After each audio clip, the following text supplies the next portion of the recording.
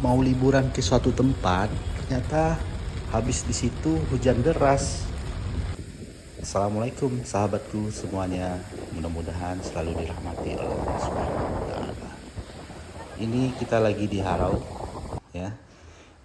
Ini sisa dari liburan kemarin, belum diposting, jadi baru diposting hari ini. Untuk pergi ke Harau bisa menggunakan bus pariwisata roda 4 atau roda 2 bisa juga ya. Nah, ini kondisinya.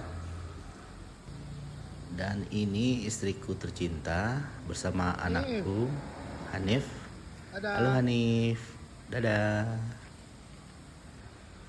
Dan lagi duduk-duduk santai, ternyata anginnya kencang dan daunnya berguguran.